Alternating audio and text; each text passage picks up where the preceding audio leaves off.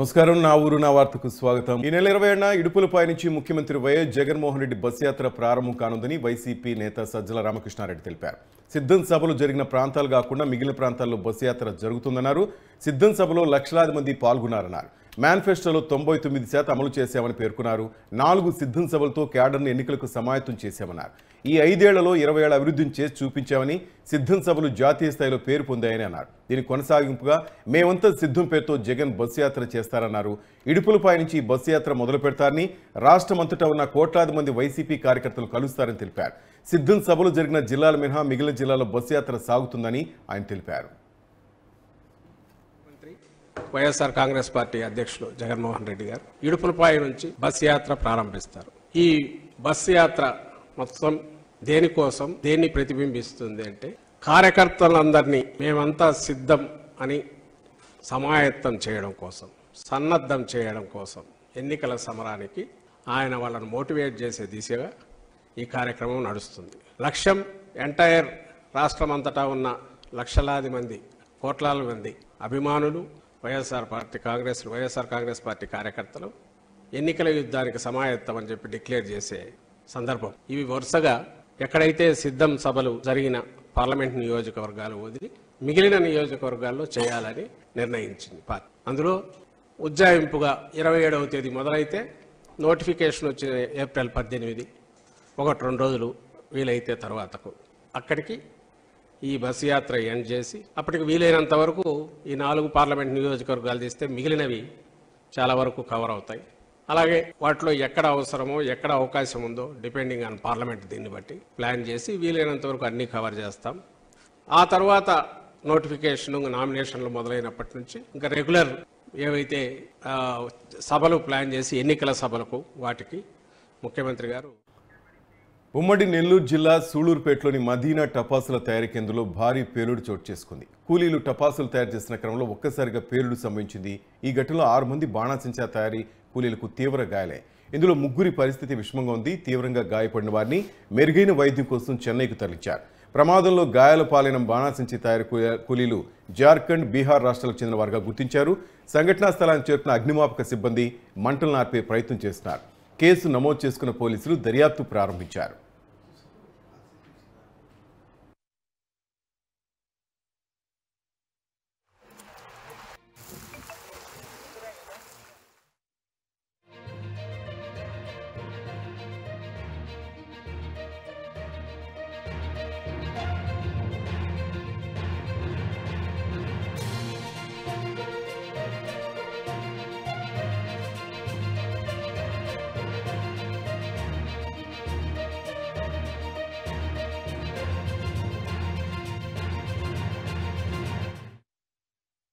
Holi cross పక్కన ఉన్న fire crackers ఫ్యాక్టరీలో ఆకస్మికంగా పేలుడు జరిగి 6 మందికి తీవ్రంగా బర్న్స్ అయినాయి. దానిలో 3 పరిస్థితి విషమంగా ఉంది. వీళ్ళందరినీ బేసిక్ ట్రీట్మెంట్, ఫస్ట్ ఎయిడ్ అంతా ఇక్కడ చేసేసి 3ని స్టెబిలైజ్ చేశాము. 3 అవుట్ ఆఫ్ డేంజర్. జార్ఖండ్ నుంచి వచ్చిన 3, అందులో ఒక అబ్బాయికి 18 సంవత్సరాలు, అబ్బాయి కొంచెం సీరియస్గా ఉన్నారు, రాజ్ కుమార్ అనే అబ్బాయి. వీళ్ళ 3ని మేము చెన్నై GHకి తరలించాము, రెఫర్ చేశాము. 3ని స్టెబిలైజ్ చేయగలిగాము. 3 పరిస్థితి మాత్రం విషమంగా ఉంది. క్రాకర్స్ ఫ్యాక్టరీలో పేలుడు సంభవించింది. దాంట్లో 6 తీవ్రంగా గాయపడ్డారు. దాంట్లో 3 అయితే విషమంగా ఉంది. ఈ 3 కూడా జార్ఖండ్ వాసులు. రవి, రాజ్ కుమార్ అండ్ శివకుమార్ అనే వాళ్ళకి తీవ్రంగా 80% బర్న్స్ వరకు అయి ఉన్నాయి. వాళ్ళకి ఇక్కడ స్టెబిలైజ్ చేసి చెన్నై తరలించడం జరిగింది. ఇంకా నెక్స్ట్ ప్రోగ్నోసిస్ మిగతా 3 అయితే స్టేబుల్గానే ఉన్నారు. 9% బర్న్స్, వాళ్ళంతా సీరియస్ స్టేబుల్గానే ఉన్నారు వాళ్ళు. కాకపోతే 3 మాత్రం, ఇంకా ముందు చెప్పిన 3 మాత్రం 80% పైన బర్న్స్ ఉన్నాయి కాబట్టి వాళ్ళైతే సీరియస్గా ఉన్నారు. సీరియస్గా ఉన్న వాళ్ళ పేర్లు రాజ్ కుమార్, రవి, శివకుమార్, ఈ 3 జార్ఖండ్ వాసులు. రానున్న సార్వత్రిక ఎన్నికల ప్రవర్తన నియమావళి అమలుపై రాష్ట్ర సచివాలయంలో రాష్ట్ర ప్రధాన ఎన్నికల అధికారి ముఖేష్ కుమార్ మీనా సమీక్ష నిర్వహించారు. ప్రభుత్వ ప్రధాన కార్యదర్శి జవహర్ రెడ్డితో పాటు పలువురు ఉన్నతాధికారులతో ఈ సమావేశం జరిగింది. ఎన్నికల ప్రవర్తన నియమావళి అమలుకు సంబంధించి పలు సూచనలు, ఆదేశాలను ముఖేష్ కుమార్ మీనా జారీ చేశారు.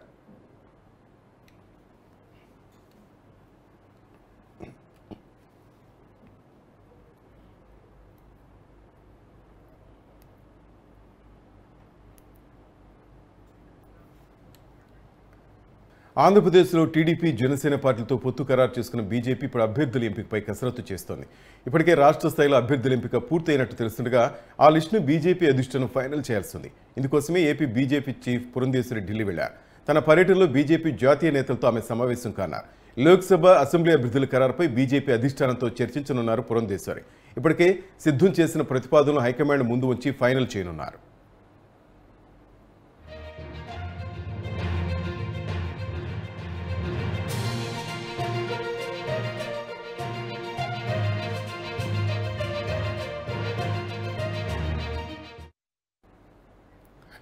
అనకాపల్లి జిల్లా గొలుగొండ మండలం కొత్త మల్లంపేట పంచాయతీలో ఎన్నికల కోడ్ ఉల్లంఘిస్తున్నారు. గ్రామ వాలంటీర్లు యథేచ్ఛగా ప్రచారం నిర్వహిస్తున్నారు. పలువురు వైసీపీ నేతల ఆదేశాల మేరకు ఇంటింటికి తిరుగుతూ వైసీపీకే ఓటు వేయాలని కోరుతున్నారు. ఇటీవల కేంద్ర ఎన్నికల సంఘంతో పాటు హైకోర్టు కూడా గ్రామ వాలంటీర్ను ఎన్నికల ప్రచారానికి దూరంగా ఉంచాలని ఆదేశించారు.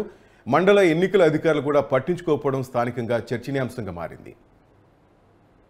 అంతే కదా, సరే సరే ఓకే. డబ్బులు పడతాయి. వైఎస్ఆర్ చేయూత 75,000 వచ్చింది. మీరు మొత్తం జగనన్న నుంచి లబ్ధి పొందిని 106,767 రూపాయలు. ఓకేనా? మళ్ళీ జగన్మోహన్ రెడ్డి గెలిపించి ఓటయ్యింది.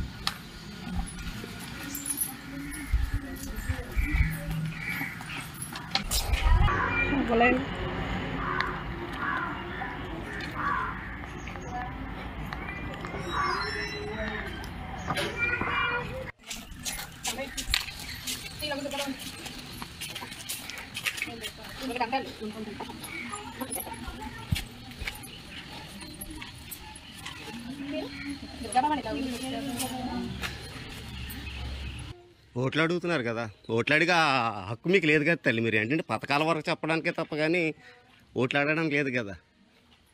ఓట్లు అడుగుతున్నారు కదా మీరు.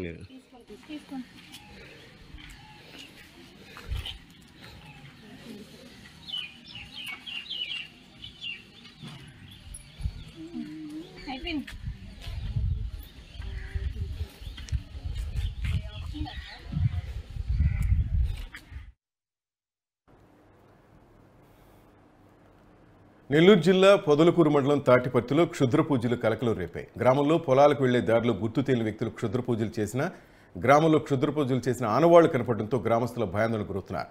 గ్రామంలో ఒకరికి బాగాలేకపోవడంతో గ్రామంలోని వ్యక్తే ఈ పూజలు చేసినట్లుగా కొందరు గ్రామస్తులు పేర్కొంటున్నారు.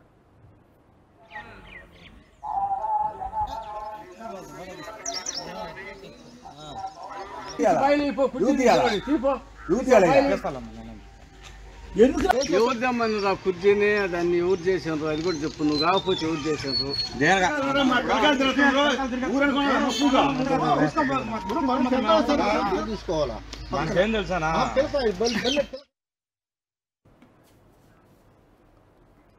తెలుగుదేశం పార్టీ ప్రభుత్వంలో ముస్లిం మైనార్టీలకు పెద్దపీట వేశామని, రానున్న రోజుల్లో కూడా మరిన్ని సేవలు అందిస్తామని టీడీపీ ఇన్ఛార్జ్ అమిలినేని సురేంద్రబాబు తెలిపారు. రంజాన్ సందర్భంగా కళ్యాణదుర్గం నియోజకవర్గంలోని 5 మండలాల పరిధిలోని మైనార్టీలకు ఇఫ్తార్ విందించారు. ఈ సందర్భంగా వేలాది మంది ముస్లిం మైనార్టీలు సురేంద్రబాబు నివాసంలో ప్రత్యేక ప్రార్థనలు చేశారు. అభివృద్ధి, సంక్షేమం అమలు కావాలంటే తెలుగుదేశం పార్టీని బలపరచాలని సురేంద్రబాబు మైనార్టీలు కోరారు. తెలుగుదేశం పార్టీకి తాము అండగా ఉంటామని వారు భరోసా ఇచ్చారు.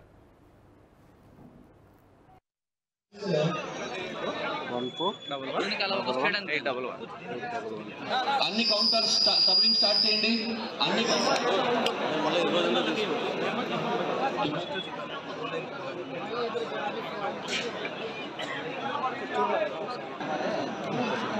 బాబు మీడియా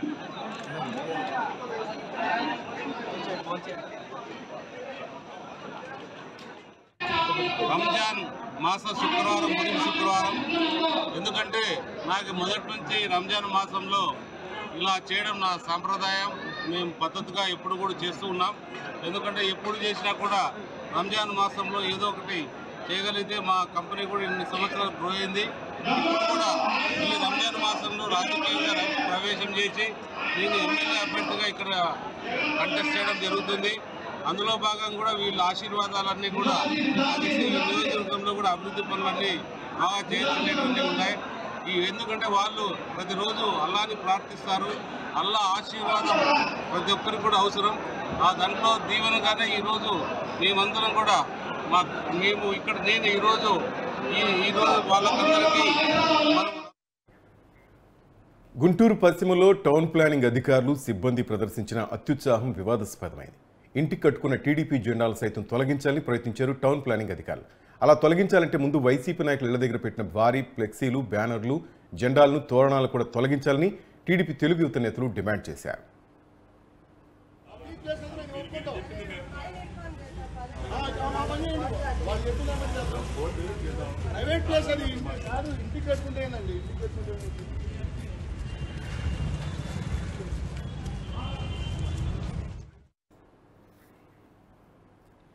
అండర్గ్రౌండ్ డ్రైనేజ్ పేరుతో 6 నెలల ముందు నగరమంతా గుంటలమయం చేయడం తప్ప టీడీపీ హయాంలో జరిగిన అభివృద్ధి ఏమీ లేదని నెల్లూరు నగర వైసీపీ అభ్యర్థి ఖలీల్ అహ్మద్ అన్నారు.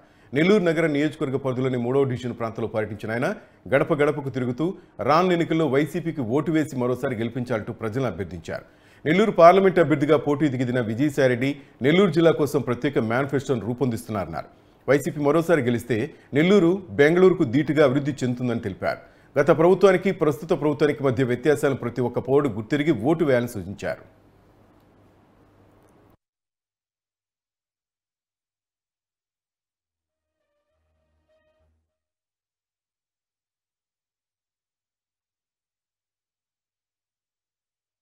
నేను ప్రతి ఒక్క గడప గడప తిరుగుతున్నాను, ప్రతి ఒక్కరు ఆశ్రయిస్తున్నారు. ఎందుకంటే ఇక్కడ నన్ను కాదు చూడాల్సింది, జగనన్నని, జగన్ చేసిన పథకాలు, అలాగే నవరత్నాలు, అలాగే అనిలన్న చేసిన అభివృద్ధి. ఎక్కడ చూసినా మనం మైపాటి రోడ్డే చూస్తున్నాం, 4 వే చేసి, అలాగే జాఫర్ సాబ్ కాలువ కానీ, ఇలా చూసుకుంటే ఫ్లైఓవర్ కానీ, పెన్నా బ్యారేజ్ కానీ, పార్కులు కానీ, సిమెంట్ రోడ్లు కానీ, హాస్పిటల్ కానీ, స్కూళ్ళు కానీ, ఏదో ప్రతి ఒక్కటి ఈరోజు ఎంత నెల్లూరు సిటీ ఏ రకంగా డెవలప్ అయిందో ప్రతి ఒక్కరు చూస్తున్నారు.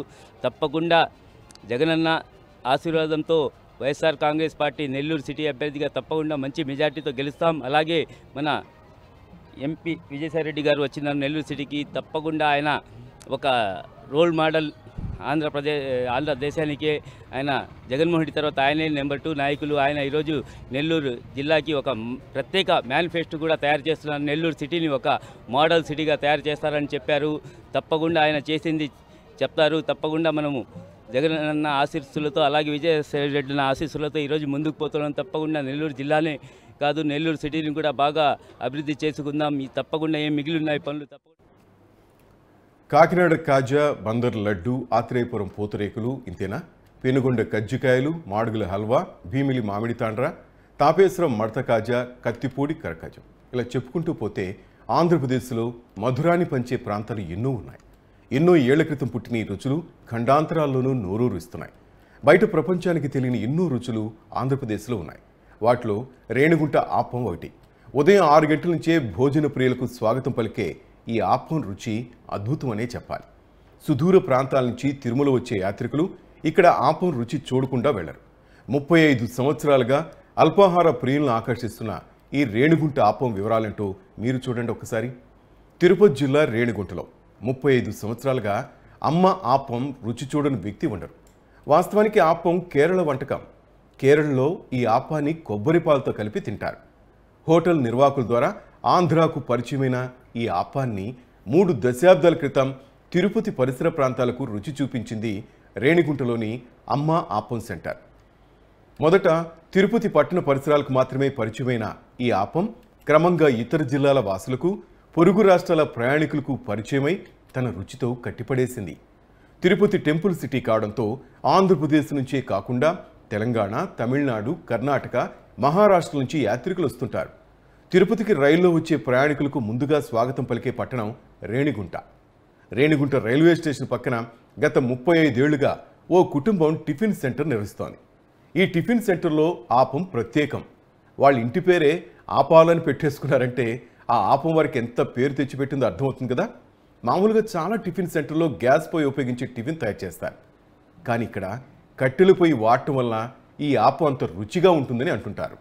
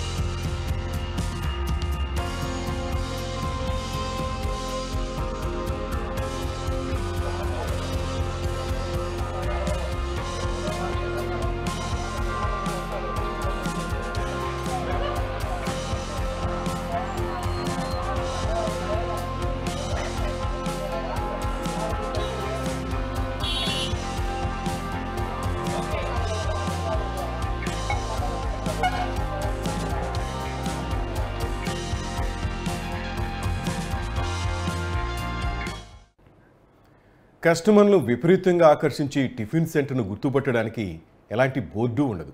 కానీ రేణిగుంట వెళ్ళి ఆపాలమ్మ హోటల్ అని చెప్తే చాలు ఎవరైనా చూపిస్తారు. అంత ఫేమస్ ఈ ఆపం. ఇక్కడ సాదా ఆపం, కరివేపాకు ఆపం, కారం ఆపం, కోడిగుడ్డ ఆపం, ఇలా రకరకాల ఆపాలు దొరుకుతాయి.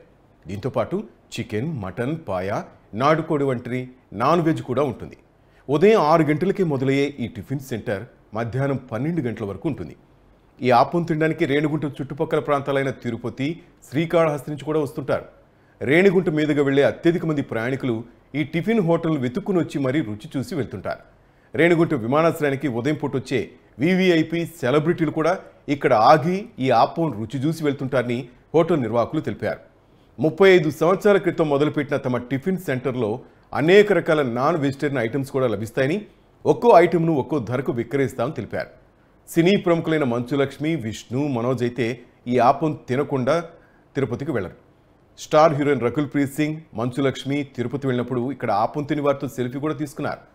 మీరు తిరుపతి వెళ్ళినప్పుడు రేణిగుంటలో దిగి ఈ ఆపం రుచి చూడటం మాత్రం మర్చిపోకండి.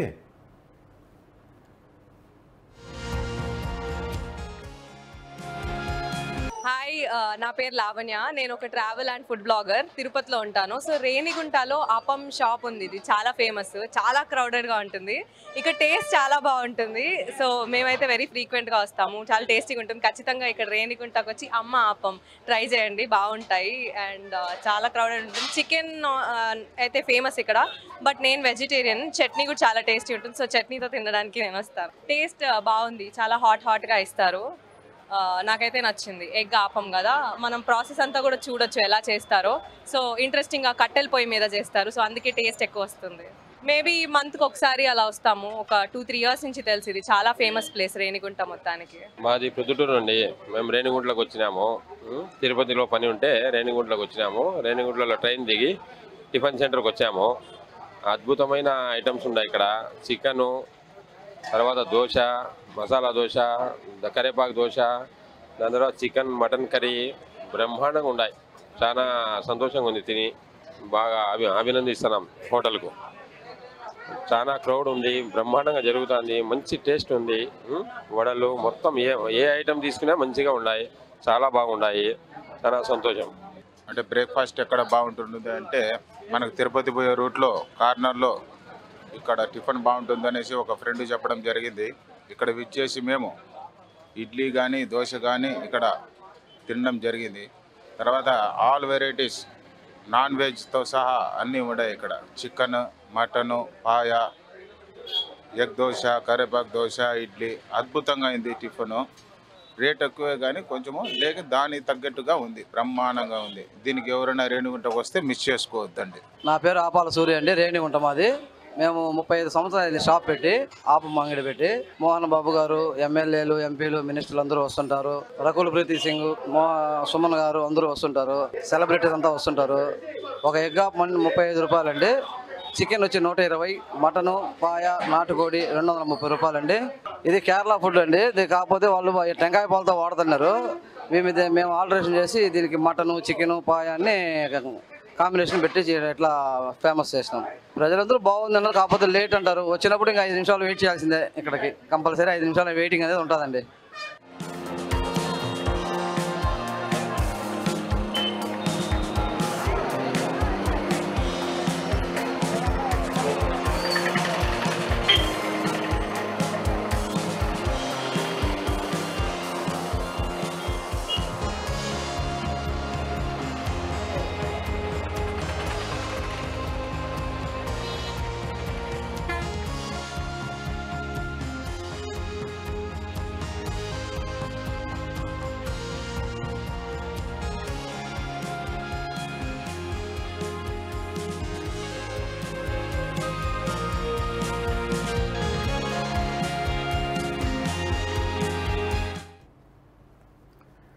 ఉమ్మడి నెల్లూరు జిల్లాలోని పలు ప్రాంతాల్లో యథేచ్ఛగా ఎన్నికల కోడ్ ఉల్లంఘన జరుగుతోంది.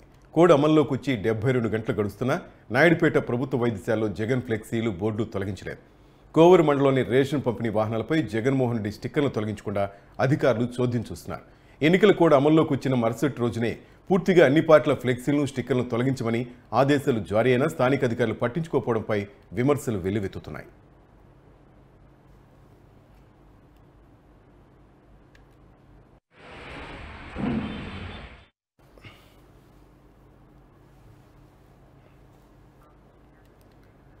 శ్రీ సత్యసాయి జిల్లా మడకశిర నియోజకవర్గ టీడీపీ అభ్యర్థి డాక్టర్ సునీల్ తెలుగుదేశం పార్టీ నూతన కార్యాలయాన్ని ప్రారంభించారు. అనంతరం చందకచెర్ల పంచాయతీ మరోపల్లి గ్రామస్తులు వైసీపీ నుంచి తెలుగుదేశం పార్టీ తీర్థం పుచ్చుకున్నారు. పార్టీ కండువాలు కప్పి స్వాగతం పలికారు సునీల్.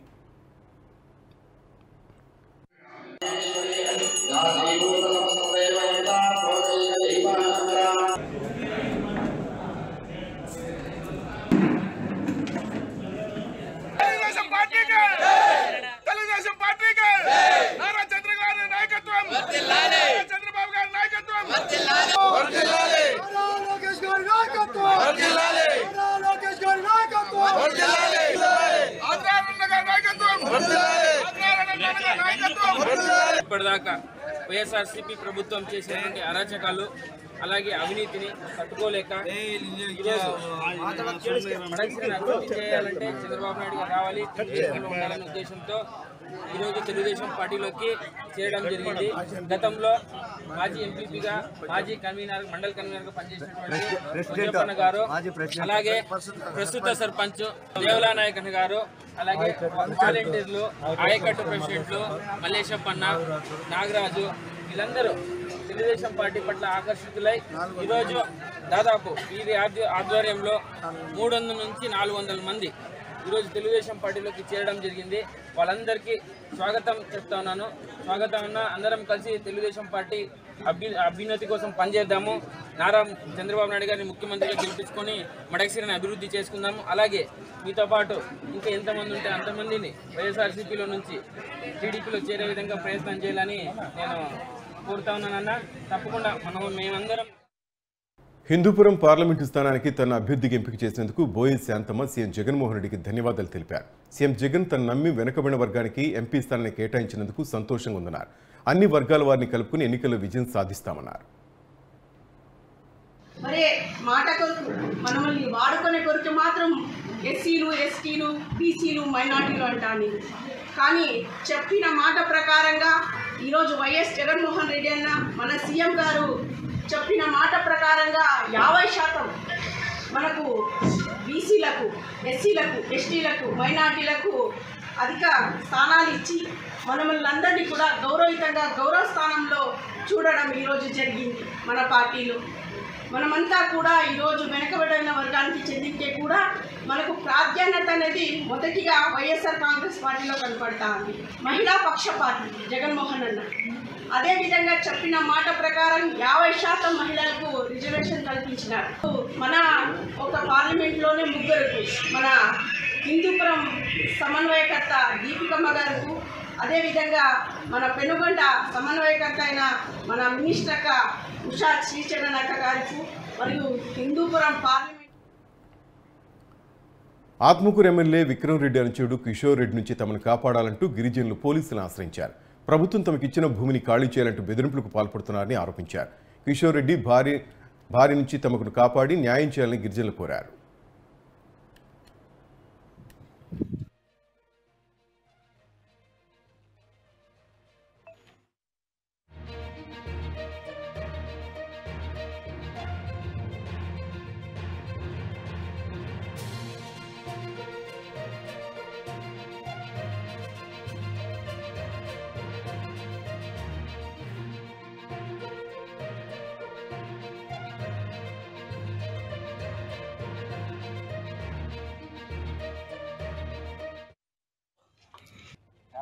అన్ని మాట్లాడిన తర్వాత ఎంఆర్ఎస్ ఈ స్థలం ఇప్పిస్తాలే అది తిప్పి ఇప్పించిండ్రు. ఇప్పించిర్రు. ఇచ్చిన తర్వాత ఏడ కట్టుకొని ఏడ ఉన్నాం. నేను నుంచి ఒక సంవత్సరం అంటదిలే కట్టించుకొని ఏడే ఉన్నాం. ఈ మధ్యలో ఏం జరగలేదు కానీ వచ్చి అడగతాను. ఒకరోజు వచ్చాడు ఆయన కారు వేసుకొని. వచ్చిన పాట మా ఆయన ఇద్దరు ఉండి వాడినే వచ్చి దాంతో చూసుకొని, అమ్మ ఇది ఎవరిచ్చారు నీకు ఈ స్థలము అని చెప్పి అడిగారు. అడిగేళ్ళకే ఇట్టా సార్ వాళ్ళు ఎంఆర్ఎఫ్సీని ఇచ్చిందా సార్ ఇది మాకు వాళ్ళు వేసుకోమని కట్టుకున్నాడు మామ అని చెప్పిన మా చెప్తే సరే జరాస్ ఉందా అని నిండు జరాస్ ఉంది సార్ చెప్పి జరాస్ ఇచ్చాడు మా ఆయన అని తీసుకొని అమ్మారు. ఇది స్థలం అంతా మాదే అమ్మ, ఇది మీకు ఇక్కడ పొరపాటుగా ఇచ్చేసారు, మీకు అసలు ఇస్తే అది వల్ల పక్క ఇవ్వాలి మీకు వాళ్ళు పరాటగా ఇచ్చేసిర్లే, సర్లే ఎట్టాలో వేసుకొని ఉంటారు కాబట్టి మామ ఎప్పటికి వచ్చిన పాటు మాకు ఇచ్చేసింది దాన్ని, మీకు పక్కన చూపిస్తానని చెప్పారు. ఇక్కడి నుంచి ఒకటి దాకా ఉందంట వాళ్ళది, చర్చి వెళ్ళాడా దాకా ఉందంట. ఇది చెప్పారు. మా లేదు సార్, వాళ్ళు ఇచ్చింది కాబట్టి మా వేడ ఉంటా సార్ మా వేడకు బాము అని చెప్పి అడిగిను. అడిగితే సరేలే అప్పుడు సంగతులు మనం చూసుకుంటాంలే, అప్పటిదాకా ఉన్నాను అని చెప్పి ఆయన వెళ్ళిపోయారు. దీనికి 2 లక్షలు అయింది సార్, 2 లక్షలు పెట్టి ఆమె చేయించుకుని రేకులు కానీ సున్నం కానీ రాయి కానీ అంతా చేయించుకున్నప్పటికీ పోత పని కూడా చేయించుకోలేకపోయినా, నిదానం చేయించుకోవచ్చులేనే ఆడికి ఆపేసింది అని అట్టే ఉంది అది. అందుకని మా 2 లక్షలు పెట్టి కట్టించుకుంది సార్. మేము ఏడ ఉండాలనుకోవడమా, మా బాము ఎవరు వచ్చినా కానీ చెప్పినా కానీ మేము ఏడ ఉండాలి. 2 తాడాలు వచ్చారు అంతే, ఇంకా నుంచి ఇంకా. అనంతపురం జిల్లా సెట్టూరు మండలం 5 గ్రామ సమీపంలోని దుప్పర గుట్టలో అనుమానాస్పద స్థితిలో చిరుత మృతి చెందింది. వన్యప్రాణుల సంరక్షణలో అటవీశాఖ అధికారులు నిర్లక్ష్యంగా వ్యవహరిస్తున్నారని విమర్శలు వినిపిస్తున్నాయి. వేసవికాలంలో దాహం తీర్చుకోలేక చిరుత చనిపోయినట్టు తెలుస్తోంది. అటవీ ప్రాంతంలో తాగునీటి సౌకర్యం కల్పించకపోవడంతో వన్యప్రాణులు చనిపోతున్నాయనే ఆరోపణలు వినిపిస్తున్నాయి. చిరుత మృతి చెంది దాదాపుగా 8 రోజులైనట్లు అటవీశాఖ అధికారులు తెలిపారు. చిరుత మృతిపై అటవీశాఖ అధికారులు దర్యాప్తు చేపట్టారు. సంబంధించి 5 ఆర్ఎఫ్లో పక్కలోనే ఉంటే రెవెన్యూ గుట్ట ఉంది. రెవెన్యూ గుట్ట దగ్గర బోధకొండ దుప్పర్ల గుట్ట ప్రదేశము ఇది. 8 రోజుల కిందట ఇది చనిపోయినట్లు నిర్ధారణం చేస్తాం. ఏమైంది సార్? ఏం ఆరోగ్యం బాగాలేకుండా చనిపోయి ఉండొచ్చు. ఆహారము, ఫుడ్, వాటర్ లేక చనిపోయినట్టు మనం డాక్టర్లు డిసైడ్ చేయాలి. మనమే డిసైడ్ చేస్తే నీకేం తెలుసు అంటే మనం మాట్లాడలేము కదా.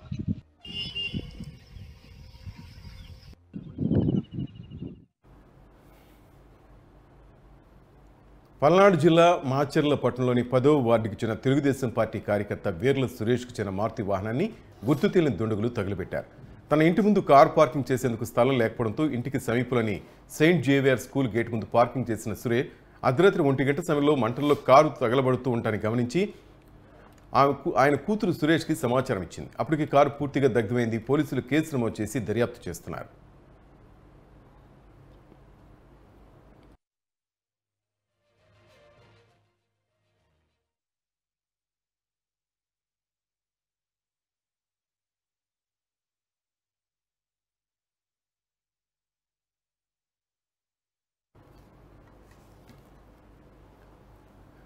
పుట్టపర్తిలో అసమ్మతి సెగలు మరోసారి బయటపడ్డాయి. పుట్టపర్తిలో దుద్దుగుంట శ్రీధర్ రెడ్డికి వైసీపీ టికెట్ కేటాయించడంపై ఆ పార్టీ నేతలే తప్పుపడుతున్నారు. అధిష్టానం తమను సంప్రదించకుండా నిర్ణయం తీసుకుందని ఆగ్రహం వ్యక్తం చేస్తున్నారు. కొన్ని గ్రామాల్లో తాగునీరు లేక ప్రజలు తీవ్ర ఇబ్బందులు పడుతున్నారని, అయినా కూడా ఎమ్మెల్యే శ్రీధర్ రెడ్డి పట్టించుకోవడం లేదని ఆరోపించారు. కార్యకర్తలతో చర్చించి త్వరలోనే కార్యాచరణ ప్రకటిస్తామని ఆ పార్టీ నేతలు చెప్పారు.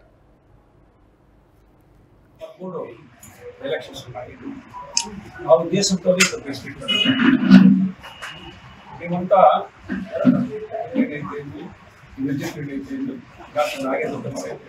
మేమందరం కూడా ట్రై చేసాము టికెట్ కోసం, మాకు ఎవరికి రాలేదు. బడ్జెట్ ఎమ్మెల్యే శ్రీరెడ్డి గారికి టికెట్ రావడం జరిగింది, సంతోషం, శుభాకాంక్షలు చెప్తున్నాం. మేమంతా పార్టీలోనే ఉన్నాం, మేము పార్టీ నుంచి టికెట్ రావడం లేదు.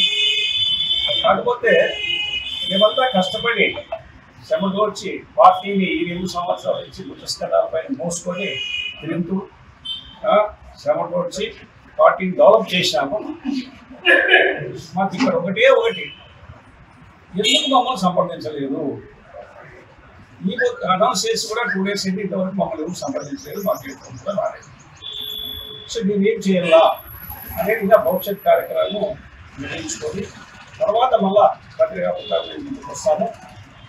అందరూ డిస్కస్ చేసుకోండి, పత్రికా వస్తాము, క్లారిటీ ఇస్తాం. ఇంకోటి ఎమ్మెల్యే అయితేనేమి, మాజీ ఎమ్మెల్యే అయితేనేమి చాలామంది ఇక్కడ ఎమ్మెల్యేగా ఉన్నారు. ఏం చూసాము, చాలా ఏం నుంచి ఎమ్మెల్యే చూసాము. ఎవరైనా కానీ ముందుకు పడి ప్రజలకు బాగోగులు చూస్తారంటే ఎవరు బాగోగులు చూసే స్థితిలో లేరు. కనీసం మంచినీటి సౌకర్యం కూడా కొన్ని పనులు ఇబ్బందిగా లేదు. మీకు తెలుసు, నేను చాలా దాకా 90 రోజులు వేసాను. మా సొంత ఖర్చులతోనే 90 రోజులు ఇప్పుడు పని చేస్తున్నాయి. 120 చేస్తే తాను రాజకీయాలు మాట్లాడనని ప్రజా సంక్షేమం కోసం అభివృద్ధి పనులు చేయడమే తన విధి అని మాజీ మంత్రి నారాయణ అన్నారు. జగన్ క్యాబినెట్లో నెంబర్ 2 అయిన విజయసాయిరెడ్డి ఇప్పుడు వచ్చి పుట్టిన ఊరిని ఏదేదో చేస్తానని చెప్తున్నారని, గడిచిన 5 ఏళ్లు ఎందుకు చేయలేదని ప్రశ్నించారు. నెల్లూరు నగర్లో బాబు ష్యూరిటీ భవిష్యత్ గ్యారంటీ కార్యక్రమం నిర్వహించారు. ఇంటింటికి వెళ్లి ప్రజలను పలకరించి కరపత్రాలను పంపిణీ చేశారు. సైకిల్ గుర్తుకు ఓటు వేసి టీడీపీ అభ్యర్థులను అత్యధిక మెజార్టీతో గెలిపించాలని కోరారు. ఎన్నికల నియమావళిని అందరూ పాటించాల్సిన అవసరం ఉందని తెలిపారు.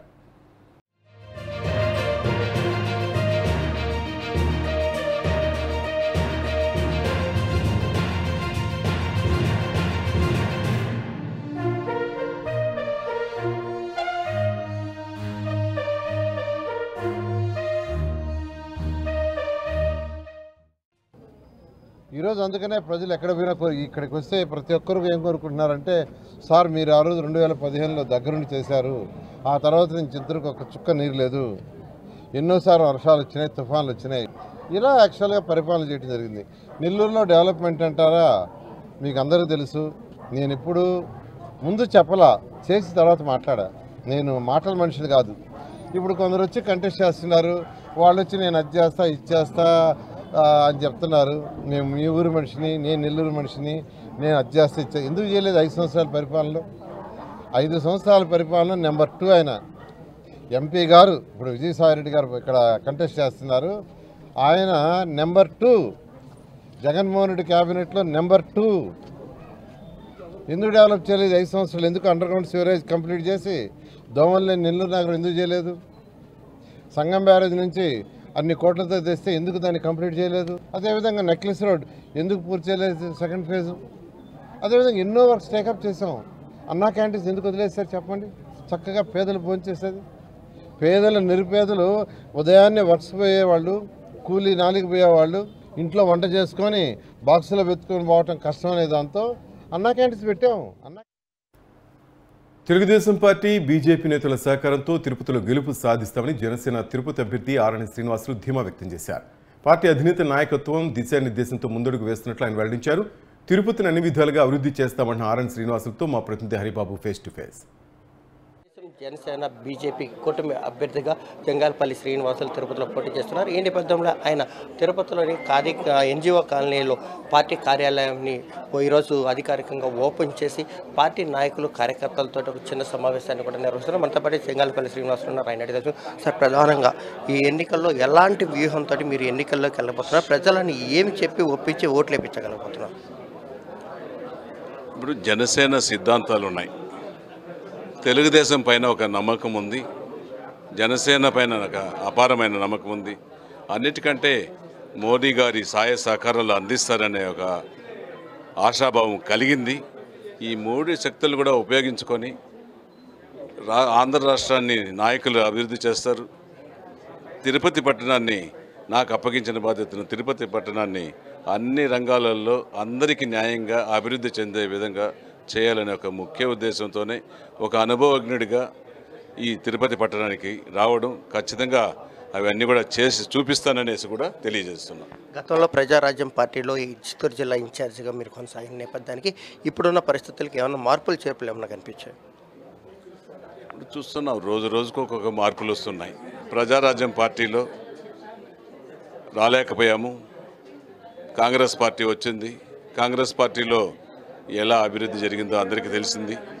ఆ తర్వాత 2014 నుంచి 19 వరకు అభివృద్ధి ఎలా జరిగింది, రాజధాని నిర్మాణం ఎలా జరిగింది, పోలవరం నిర్మాణం ఎలా స్టార్ట్ అయింది, అవన్నీ కూడా మనం చూసాము.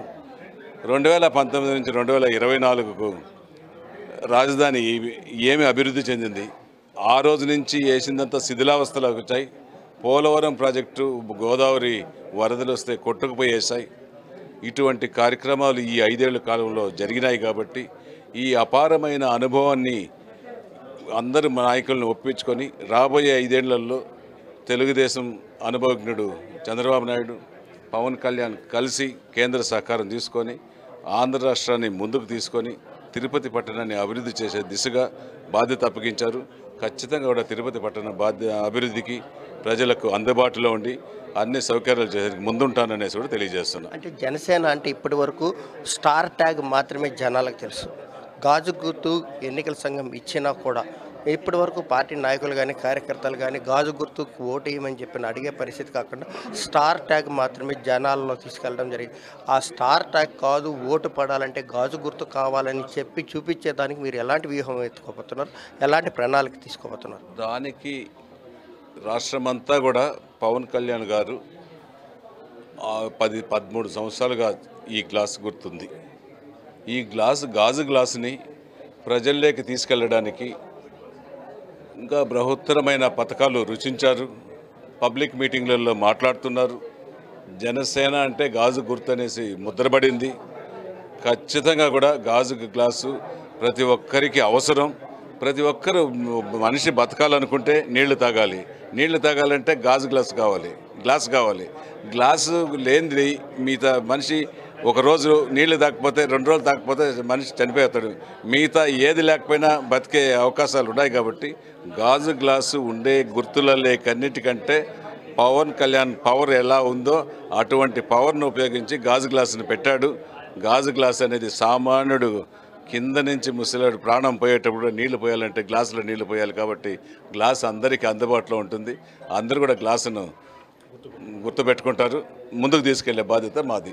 అంటే తొలుత మీరు వచ్చినప్పుడు మీ మీద ఉన్నటువంటి అంటే కొంతవరకు పార్టీ నాయకులు కానీ కార్యకర్తలు కానీ ఇతర పార్టీలు కానీ కొంత అసహనాన్ని వ్యక్తం చేసినా ఇప్పుడు ప్రస్తుతం పరిస్థితులు సరిదిద్దుకునే పరిస్థితులు వస్తున్న నేపథ్యంలో మీరు ఎలా వాళ్ళందరినీ సమన్వయం చేసుకొని ఏ ప్రాతిపదికన వాళ్ళని తీసుకెళ్లి జనాల్లోకి వెళ్ళే అవకాశంలో అంటే దానికి సంబంధించిన ఏదైనా కార్యాచరణ ఏదైనా రూపొందించారా? అవన్నిటినీ కూడా ఇప్పుడు తెలుగుదేశం పార్టీ అధినాయకుడు వాళ్ళ నాయకులకు సూచనలు సలహాలు ఇస్తారు.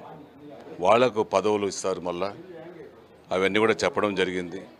వాళ్ళకు అనుగుణంగానే నేను కూడా అందరినీ కలుపుకొని మా అధినాయకుడు తెలుగుదేశం అధినాయకుడు సూచనలు సలహాలు బీజేపీ అధినాయకుల సూచనలు సలహాలు తీసుకొని అందరినీ కూర్చొని సర్దుకొని పెట్టుకొని ముగ్గురు కూర్చొని పవర్ షేరింగ్ చేసుకునేసి ముందుకెళ్తాము. కలుపుకొని ప్రచారం కూడా ముమ్మరంగా చేస్తామనేసి కూడా తెలియజేస్తున్నాం. అంటే తెలుగుదేశం పార్టీతో పాటు జనసేన బీజేపీ నాయకులకు కూడా కలుపుకొని ముందుకు వెళ్ళి ప్రజల్లో మమేకమై వాళ్ళని అడిగి ఓటు సంపాదించుకునే దాంతోపాటు ఏదైతే అది ఇన్ని రోజులు పార్టీ కోసం అన్ని పార్టీల కోసం కష్టపడ్డారో వాళ్ళ సేవలను గుర్తించి వాళ్ళకి తగిన గుర్తింపుతో పాటు వాళ్ళకి ప్రాధాన్యత కూడా ఇవ్వడం జరుగుతుందని చెప్పి కూడా శ్రీనివాస్ చెప్తున్నారు. Over to studio. నెల్లూరు నగరాన్ని మెట్రోపాలిటన్ సిటీగా మారుస్తామన్నారు మాజీ మంత్రి నారాయణ కుమార్తె శరణి. నెల్లూరు నగరంలోని 8వ డివిజన్ ప్రాంతంలో పర్యటించారు. బాబు షూరిటీ భవిష్యత్తుకు గ్యారంటీ కార్యక్రమం నిర్వహించారు. ప్రతి ఇంటికి తిరుగుతూ టీడీపీ మేనిఫెస్టోను ప్రజలకు వివరించారు. రానున్న ఎన్నికల్లో వైసీపీకి బుద్ధి చెప్పాలని, టీడీపీకి ఓటు వేసి గెలిపించాలని ఆమె కోరారు.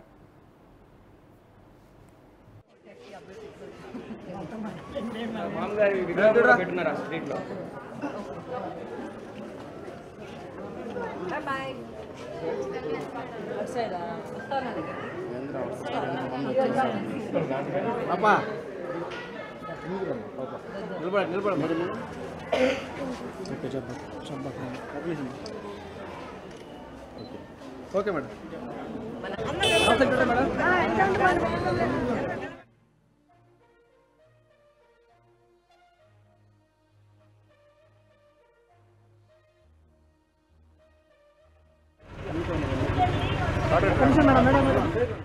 నేను డోర్ టు డోర్ క్యాంపెయినింగ్ చేస్తూ మా నాన్నగారికి సపోర్ట్ చేస్తున్నప్పుడు ప్రజల కష్టాలు తెలుసుకుంటున్నానండి.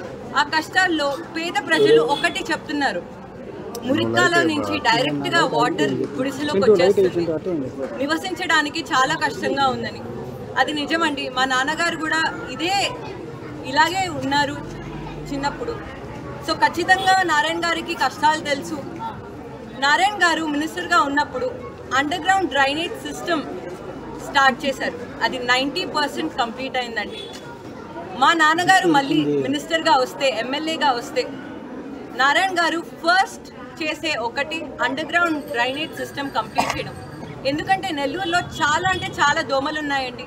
ఆ దోమల్ని అరికట్టాలంటే ఖచ్చితంగా under ground drainage system establish చేసి మురికి నీళ్లు అక్కడికి వెళ్ళిపోతే దోమల ఫ్రీ సిటీగా డెవలప్ అవుతుంది.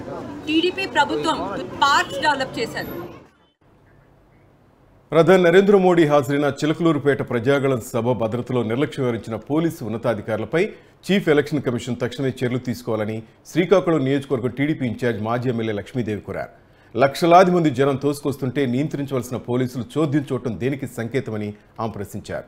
పోలీసు ఎక్కిన వారు దిగాలని, వారిని స్థానిక పోలీసులు నియంత్రించాలని స్వయంగా ప్రధాని చెప్పారంటే పోలీసుల వైఖరి ఎలా ఉందో అర్థం చేసుకోవచ్చున్నారు. ఎవరు ఎన్ని కుట్రలు చేసినా టీడీపీ, జనసేన, బీజేపీ నేతలు, కార్యకర్తలు సభ విజయవంతం చేశారని లక్ష్మీదేవి అన్నారు. భద్రతా వైఫల్యంపై విచారణ చేపట్టాలని తెలుగుదేశం పార్టీ తరఫున, జనసేన, బీజేపీ పార్టీల తరఫున మేమంతా కోరడం జరుగుతుంది. దేశ ప్రధాని మోదీ గారు వచ్చిన సభను ఏ విధంగానైనా ఆ సభను పాడు చేయాలన్న ఉద్దేశంతో అసలు పోలీసులంటూ లేకుండా భద్రతా వైఫల్యాల్ని సృష్టించడం జరిగింది. ఎంతోమంది ప్రజానీకం రోడ్లపై ఉండిపోయి ట్రాఫిక్ జాముల్లో కూడా ఉండిపోవటం జరిగింది. ప్రధానమంత్రి గారు నేను ఈ రాష్ట్రాన్ని అన్ని విధాలా బాగు చేయాలి, ఈ రాష్ట్రం ఇప్పటికే చాలా నష్టపోయింది, ఈ రాష్ట్రంలో చాలా దుర్మార్గంగా పరిపాలన జరుగుతుంది, కాబట్టి తెలుగుదేశం, జనసేన, బీజేపీ మూడు కలిసికట్టుగా మేము పార్టీని గెలిపించుకుంటూ ఈ రాష్ట్రాన్ని నటుడు మంచు మనోజ్ సినిమాలతో పాటు సామాజిక సేవలను ముందు వరుసలో ఉంటారు. తాజాగా మరోసారి మంచు మనోజ్ దంపతులు గొప్ప మనసును చాటుకున్నారు. రేణిగుంట అభయ క్షేత్రాన్ని సందర్శించిన టాలీవుడ్ హీరో మంచు మనోజ్ తన తండ్రి మోహన్ బాబు జన్మదిన సందర్భంగా మానసిక వికలాంగుల మధ్య కేక్ కటింగ్ చేశారు. అనంతరం వికలాంగులకు భోజనాలు ఏర్పాటు చేశారు. అక్కడికి చేరుకున్న అభిమానులు ఆయనతో ఫోటోలు దిగేందుకు ఎగబడ్డారు.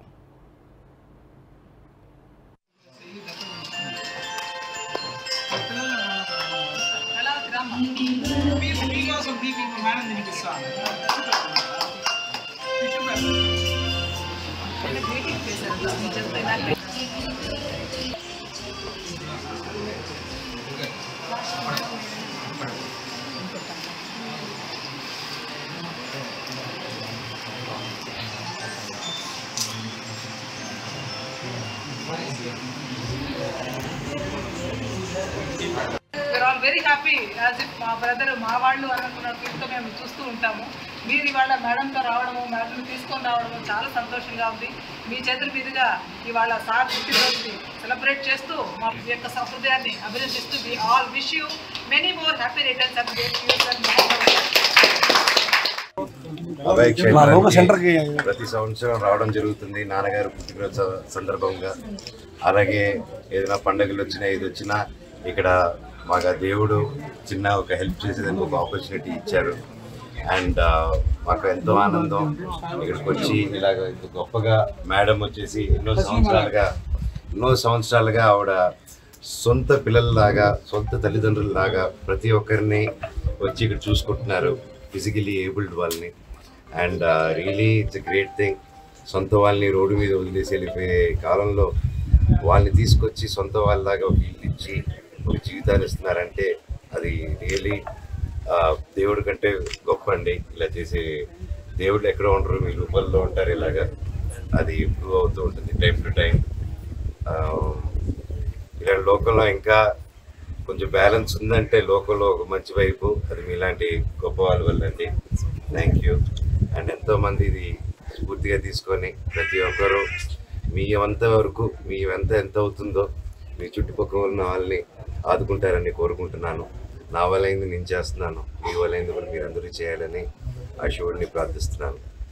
ఈరోజు మా భార్యని మౌనికాని ఇక్కడ తీసుకురావడం జరుగుతుంది. అండ్ ఇప్పుడు తన 7వ నెల. మీ అందరూ బ్లెస్సింగ్స్ కావాలి, అందరూ ఆశీర్వాదాలు కావాలి. లోపల బిడ్డకు కూడా ప్రతి ఒక్కరు బ్లెస్సింగ్స్ కావాలని ఇక్కడ తీసుకురావడం జరిగింది. అండ్ నాన్నగారికి పుట్టినరోజు శుభాకాంక్షలు. All the very best. And నా సినిమా గురించి కూడా త్వరలో డైరెక్టర్ గారు వాళ్ళు అనౌన్స్ చేస్తారు. మే 20 తారీఖున ట్రైలర్స్ రిలీజ్ అవుతాయి. ట్రైలర్తో పాటు అనౌన్స్మెంట్ ముందు పెడతా అంటాం. Thank you.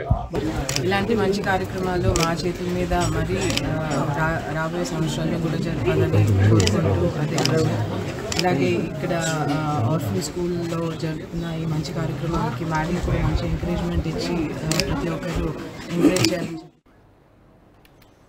ప్రభుత్వ భూమిపై పేదలకు హక్కు కల్పించాలని సిపిఐ లిబరేషన్ నాయకులు డిమాండ్ చేశారు. కాకినాడ జిల్లా కలెక్టర్ కార్యాలయం ఎదుట ఆందోళన కార్యక్రమం నిర్వహించారు. కాకినాడ జిల్లా రౌతులపూడి మండలం కోడూరు గ్రామంలో ఉన్న 28 ఎకరాల భూమిని పేదలకు పంచాలని డిమాండ్ చేశారు. కోడూరులో ఉన్న కొబ్బరి పంటలను అధికార యంత్రాంగం ఓ వ్యక్తి కట్టబెట్టారని ఆరోపించారు. తక్షణమే కోడూరులో ఉన్న ప్రభుత్వ భూమిని పేదలకు పంచాలని సిపిఐ లిబరేషన్ నాయకులు డిమాండ్ చేశారు. ఇన్ని కోర్టులు కూడా ఆయనకి వ్యతిరేకంగానే తీర్పు చెప్పడం అనేది జరిగింది. ఇది ప్రభుత్వం అని చెప్పినప్పటికీ ప్రభుత్వ అధికారులు దానిపై ఎటువంటి చర్యలు కూడా తీసుకొని ఆ సాగు చేస్తున్న పేదలకి హక్కులు మాత్రం కల్పించలేదు.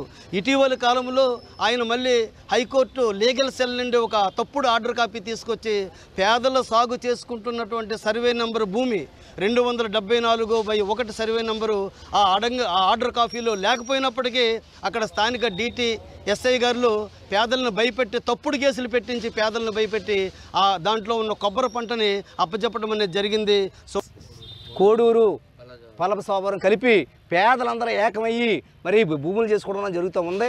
ఆ భూములు ఏవైతున్నాయో 28 ఎకరాలు ఏవైతుందో మరి వాటికి హక్కులు ఆధారం లేకుండా ఎప్పటి నుంచో మా వాళ్ళే మొత్తం ఏంటంటే పేదలందరూ సాగు చేసుకుంటూ ఉన్నారు. ఆ భూములకు హక్కులు కల్పించండి అని చెప్పేసి మరి అక్కడ ఉన్న రెవెన్యూ అధికారులకి మేము ఎన్నో చుట్లు ఏవైతుందో కార్యక్రమాలు చేసి ధర్నాలు చేసి తెలియజేయడం అనేది జరిగింది. మరి వాళ్ళు కూడా ఏవైతుందో వాళ్ళని కూడా రప్పించి రైతుల్ని పేదవాళ్ళని కూడా రప్పించి అక్కడ ఏవైతుందో మీ హక్కులు ఏంటని చెప్పి అడిగేటప్పటికి మేము ఏవైతుందో పొజిషన్లో మేము ఉన్నాం కాబట్టి ఆ భూమి మాదని చెప్పేసి ఏవైతుందో రెవెన్యూ వాళ్ళు గుర్తించారు. అదేవిధంగా సర్వేలు కూడా పంపించి కొలిసి మా పేదలందరూ కూడా పంపిణీ చేయడం కూడా జరిగింది. ఆ విధంగా ఉంటుండగా మరి భూస్వాముల దగ్గర మీ దగ్గర ఆధారం ఏంటంటే ఏమీ లేదు అని చెప్పి చెప్పడం కూడా జరిగింది. అటువంటిది ఏవైతుందో ఆ భూముల మీద పేదలందరూ సాగు చేసుకుంటూ ఉంటే ఇవాళ ఏవైతుందో మరి అక్కడ ఉన్న భూస్వాములకి సపోర్ట్ చేసి మరి రెవెన్యూ అధికారులు అదేవిధంగా SI గారు కూడా ఏకమయ్యి అక్కడ భూస్వాములు సపోర్ట్. ఇవి నా ఊరు నా వార్త విశేషాలు. Keep watching news 360. నిజం ఆలోచన మారుస్తుంది.